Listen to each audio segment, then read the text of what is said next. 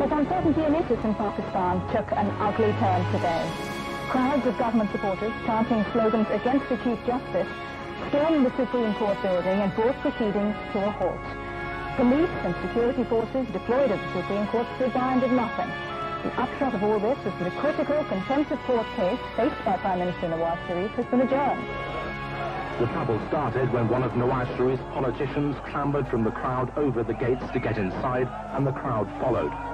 In the excitement, others pushed through the gates and ran towards the court. The police and security forces in riot gear stood by and did nothing. Orders to disperse the crowd never came.